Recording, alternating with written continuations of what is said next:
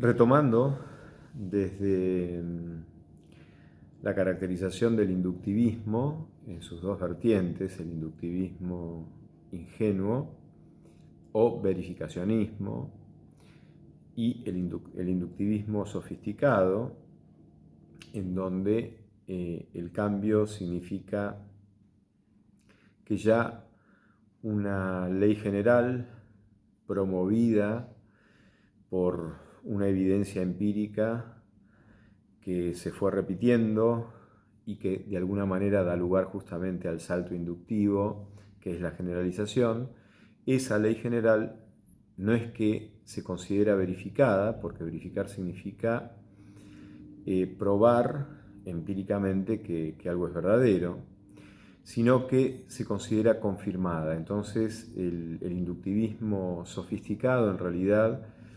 dice que en lugar de verificarse una ley general, en una nueva comprobación empírica vuelve a quedar confirmada. Por eso la versión del inductivismo sofisticado también se denomina confirmacionismo.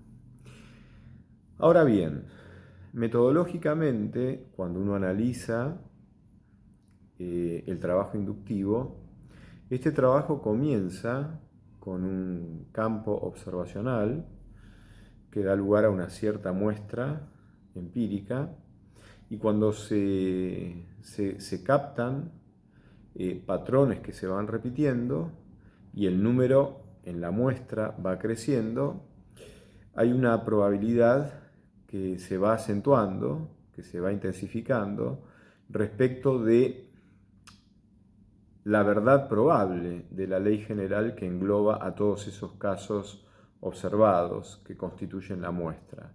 Entonces, en este proceso inductivo, el trabajo de la ciencia de alguna manera consiste en observar,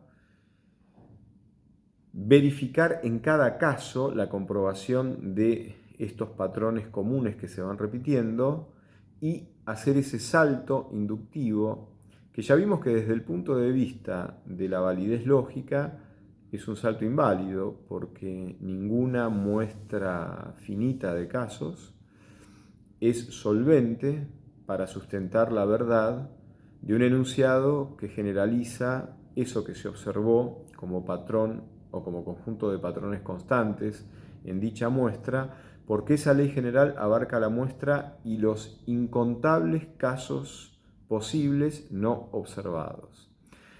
Entonces, en esos incontables casos posibles no observados, puede darse lugar a un instrumental observacional más sofisticado, más evolucionado, puede darse lugar a partir de ese instrumental a la emergencia de detalles, de factores que no habían sido observados en la muestra y que por lo tanto dan lugar a que a lo mejor esos patrones constantes que estaban sustentados por la muestra no reaparezcan en esos casos posibles todavía no observados. Es decir, el plano de la posibilidad, el plano de la contingencia, es el que invalida desde el punto de vista lógico-formal el salto inductivo, porque la generalización nos está diciendo mucho más que lo verificado en la muestra observada empíricamente. La ley general excede la evidencia que nos otorga la muestra observada. Ese exceso precisamente es el que se traduce como invalidez en la generalización. Entonces, dentro de lo que es el empirismo lógico, surge la figura de Karl Popper. Karl Popper fue un eminente físico. En general, en el empirismo lógico predominan los físicos, y es conveniente recordar que la inspiración rectora del empirismo lógico es la que trata de reducir lo que se llama conocimiento a conocimiento científico, pero suponiendo a su vez que hay otra reducción, desde la cual lo científico se reduce a ciencias formales o a ciencias positivas, ciencias experimentales, naturales, que trabajan con hechos denominados positivos, porque son hechos que son recurrentes, son matematizables, es decir, son traducibles en sistemas de ecuaciones o inecuaciones, son por eso cuantificables, son repetibles, es decir, son hechos propios de la física, la química o la biología. Entonces, el Círculo de Viena, desde donde se reorigina el empirismo lógico, está poblado mayoritariamente por físicos que tienen esta intención antimetafísica, esta intención demarcatoria, desde la cual lo que queda fuera de esa demarcación es pseudociencia y lo que queda dentro es conocimiento probado, conocimiento sustentado, y que es el conocimiento que brinda la lógica o la matemática o el conocimiento de las ciencias naturales. Entonces Popper se da cuenta de que este trabajo inductivo en realidad va construyendo leyes generales que a lo largo de la historia, en gran parte, han terminado derrumbándose porque nuevas observaciones y nuevo instrumental observacional han permitido que aparezca una información que no aparecía en observaciones científicas de otras épocas. Un caso paradigmático es el caso de la teoría de Ptolomeo, un eminente astrónomo, astrólogo, geógrafo egipcio, que cuando configuró, modelizó el sistema que hoy se llama sistema solar, en el centro del sistema ubicó al planeta Tierra, nuestro planeta, no al Sol. Y siglos después, un astrónomo polaco, Copérnico, hizo predicciones tomando por base la teoría de Ptolomeo. Popper observa el trabajo de Copérnico. El trabajo de Copérnico fue tomar la teoría de Ptolomeo, que es una teoría de carácter general, deducir de la teoría de Ptolomeo ciertas consecuencias que se tenían que poder observar. Eso se denomina consecuencia observacional. Es decir, si fuera verdad lo que establece la teoría de Ptolomeo, se tendrían que poder observar ciertos fenómenos. Esas son las consecuencias observacionales. Bueno, lo que sucedió es que esas consecuencias observacionales no se dieron, no se observaron. Entonces, lo que hizo Copérnico fue revisar primero el trabajo que él hizo en cuanto a inferencia deductiva de las consecuencias observacionales que él previó que se tenían que dar a partir de la teoría de Ptolomeo. Es decir, no tuvo una actitud crítica inmediata sobre la teoría tolemaica, sino que hizo una autocrítica revisionista de sus propios cálculos, por si había errores en sus cálculos que dieran lugar a falsas consecuencias observacionales. Bueno, no había errores en sus cálculos. Las consecuencias observacionales que Ptolomeo había derivado de la teoría de Ptolomeo, que digamos que Copérnico había derivado de la teoría de Ptolomeo, eran consecuencias observacionales inferidas correctamente. Con lo cual, si la revisión de las consecuencias observacionales inferidas a partir de la teoría de Ptolomeo, que Copérnico deduce, fueron bien inferidas, la crítica se desplaza hacia la teoría de Ptolomeo en sí misma. Entonces, Copérnico elabora otra hipótesis, que además y esto es un dato que tiene que ver con una dimensión estética del conocimiento. Estoy pensando en eso que muchas veces se menciona en términos de la bella unidad griega.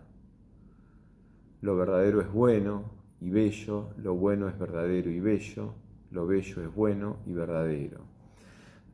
Estos trascendentales del ser, es decir, estas categorías que atraviesan a todos los niveles del ser, a todos los estratos ontológicos, a todos los órdenes del ser, la verdad, la bondad y la belleza, en algún sentido sí constituyen una tríada, o estoy pensando en un nombre que quiero más por otras razones, más de una razón, esta especie de trinidad trascendental entre la verdad, la belleza y el bien, de alguna manera constituyen un testimonio de que las cosas son como tienen que ser. ¿A qué me refiero? Los cálculos que dedujo Copérnico a partir de la teoría de Ptolomeo eran cálculos llamativamente complejos, llamativamente complicados. Eso no significa que la ciencia, y sobre todo la matemática aplicada a la astronomía o a la física, tiene que ser sencilla. Pero, de alguna manera, la presunción de Copérnico, que también se vinculaba con esa sensibilidad intelectual clásica y antigua, hablo de Grecia, pero también hablo de Babilonia, hablo de Egipto, hablo de los caldeos, hablo de Pitágoras, rememorando un poco este acerto según el cual el número también es cualidad y no solamente cantidad o medida matematizable, sino que el número es cualidad. En este sentido, cuando una teoría modeliza, representa teóricamente como constructo conceptual y lógico cierta porción de la realidad extramental, si la representación es adecuada, los cálculos,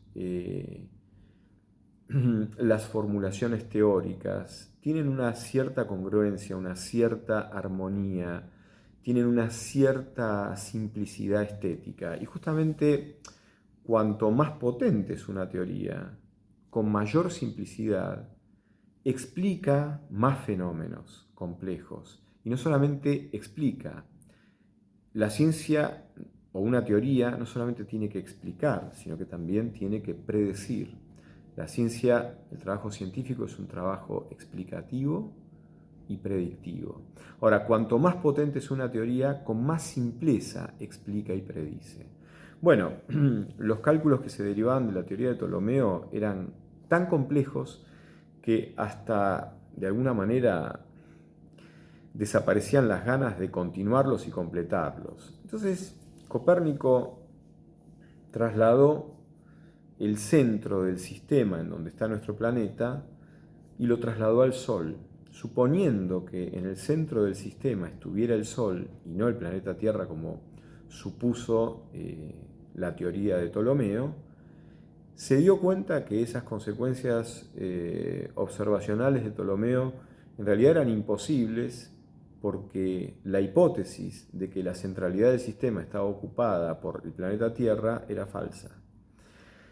Suponiendo que en la centralidad del sistema estaba el Sol y después haciendo experimentos que fueron comprobando esta nueva hipótesis, Copérnico dedujo muy rápidamente un montón de consecuencias observacionales que tienen que ver con eclipses, con órbitas planetarias, etc., con mucho mayor simplicidad. Es decir, el conglomerado, que era casi un enjambre aritmético algebraico, difícil de desbrozar como un oscuro bosque muy denso, lleno de cañas, de surcos, de cañaverales, de arbustos, de insectos. todo ese enjambre algebraico se recompuso en una trama mucho más prístina, mucho más transparente, mucho más simple y a su vez mucho más potente. Entonces Popper ve cómo trabaja Copérnico. Y al ver cómo trabaja Copérnico se da cuenta de que en realidad Copérnico partió de una ley, dedujo consecuencias. Si la negación de esas consecuencias es lo que se refleja en el trabajo experimental, entonces lo que queda negada es la ley.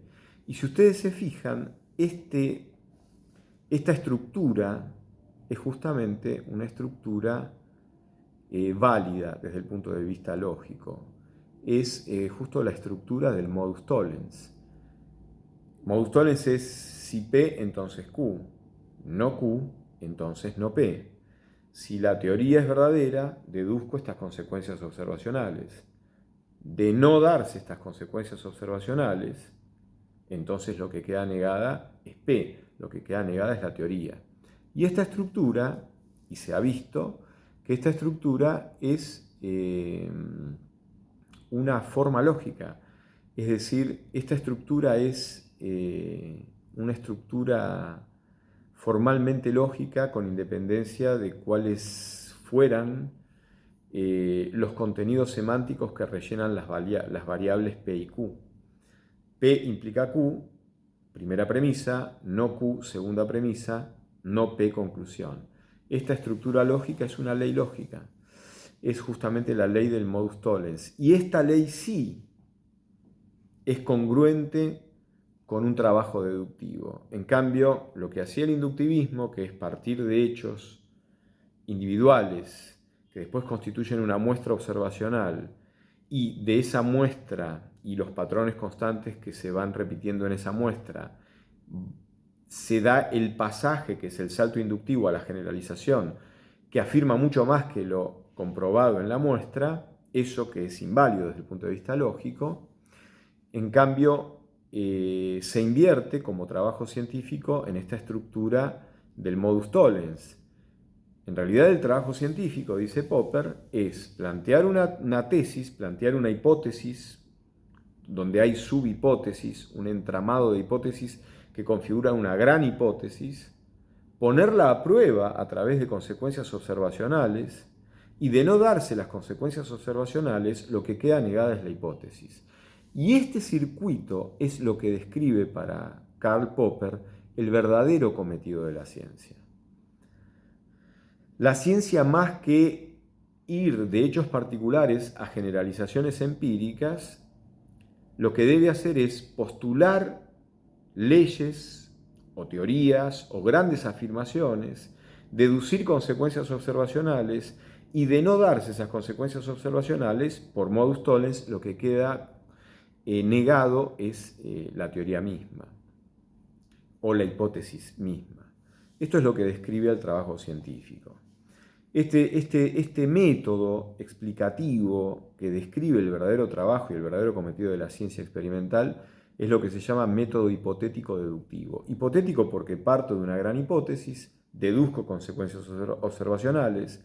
Si esas consecuencias observacionales no se dan, entonces lo que queda negado es la gran hipótesis de partida. Entonces, este es el planteo de Popper. Por eso, digamos, lo que representa Popper se denomina como racionalismo crítico. Es una crítica al trabajo del inductivismo para invertir, en realidad, el camino científico. La ciencia, en realidad, tiene por trabajo poner a prueba grandes hipótesis, que son las que explican ciertos fenómenos, pero hipótesis de las cuales se deben deducir consecuencias observacionales. Si de esas consecuencias observacionales no se verifican esas consecuencias deducidas, inmediatamente lo que queda negada es la gran hipótesis. Y eso es lo que describe el método hipotético deductivo de Popper. Es lo que describe el verdadero trabajo de las ciencias empíricas. Con el criterio de demarcación propio del empirismo lógico, Popper lo que hace es subrayar lo siguiente, porque, digamos, el cometido del empirismo lógico era demarcar lo que es verdadero conocimiento, que después termina reduciéndose al conocimiento de las ciencias experimentales o de las ciencias formales, de lo que es falso conocimiento, aparente conocimiento, pseudo conocimiento.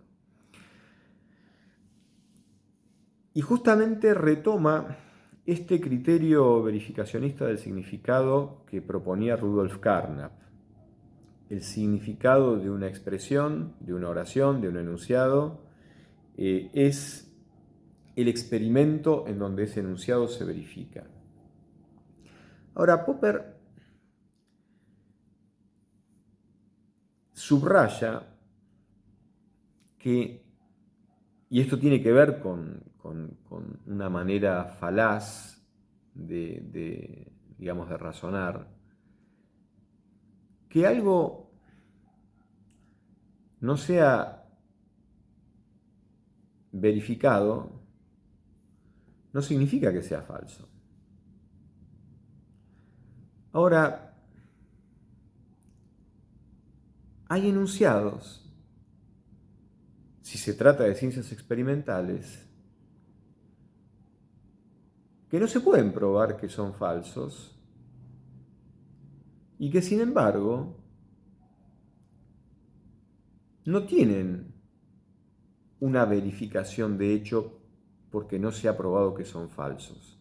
Entonces, que algo no quede verificado no significa que sea falso, y que algo no se haya probado que es falso no significa que haya quedado verificado.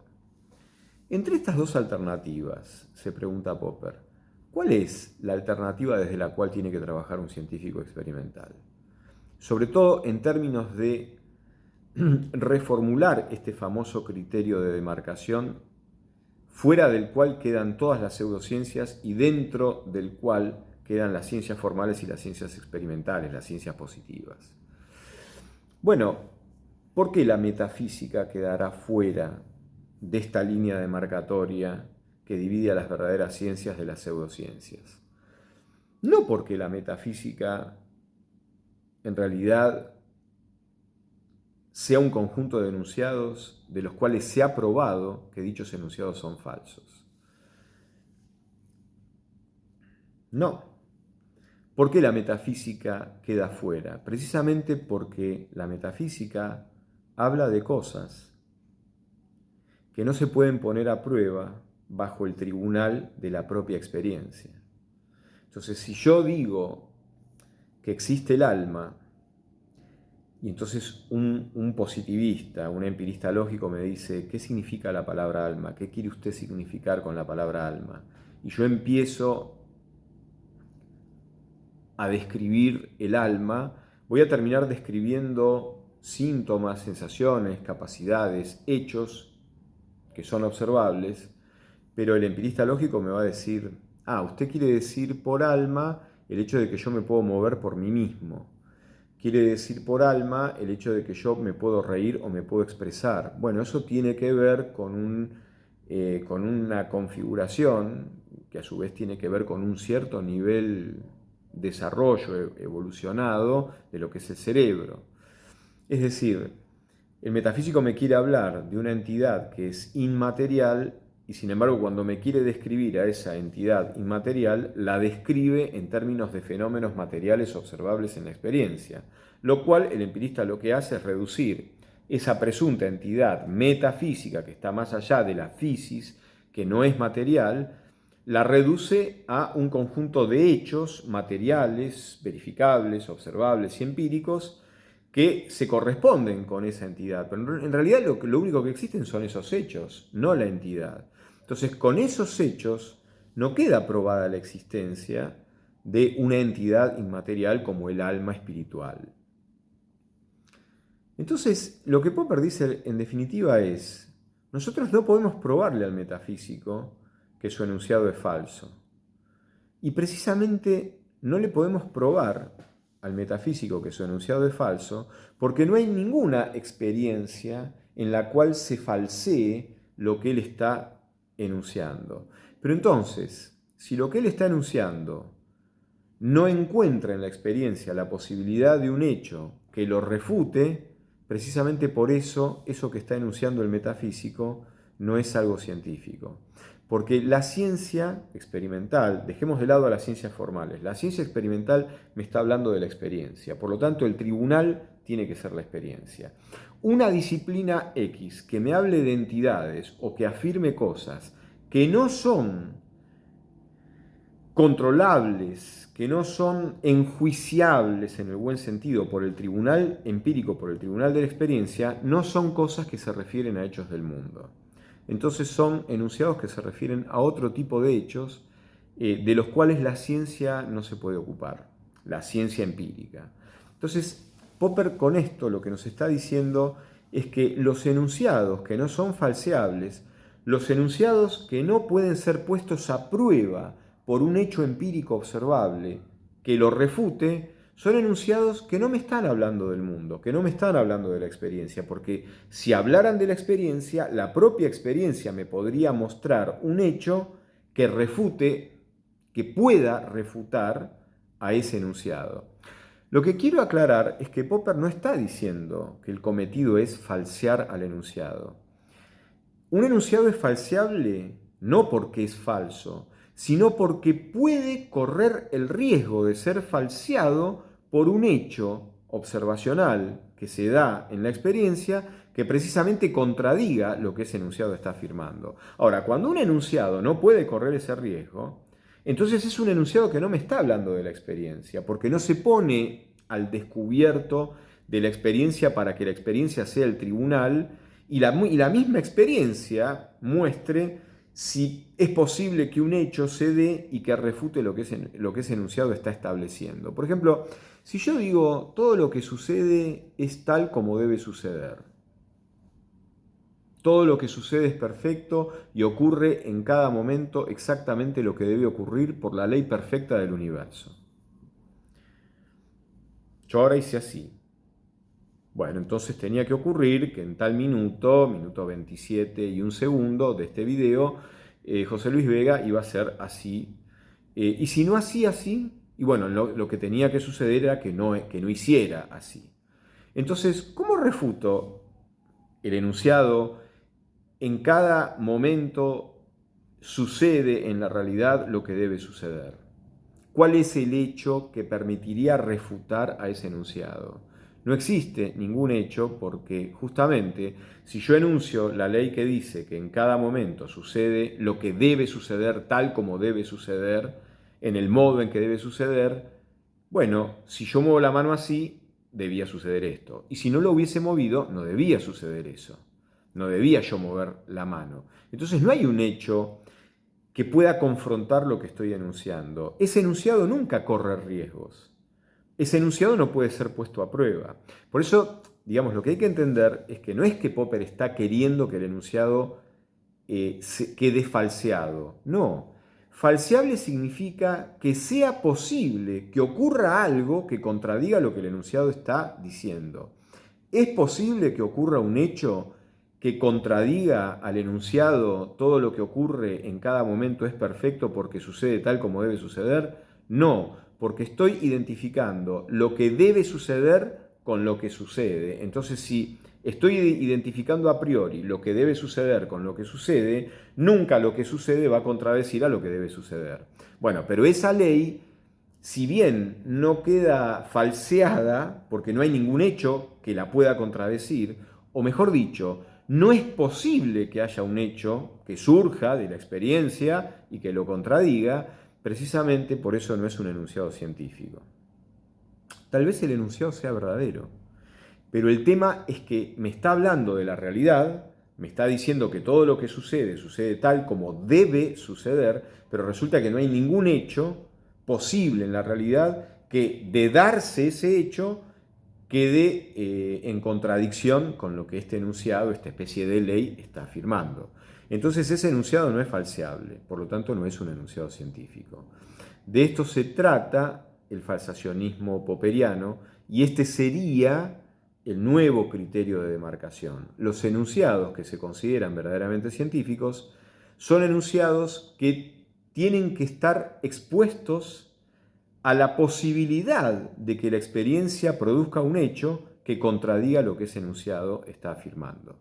Los enunciados que están a resguardo de la experiencia quizás son verdaderos, pero porque no se pueden poner a prueba por la experiencia, no son científicos. Este es el núcleo del racionalismo crítico.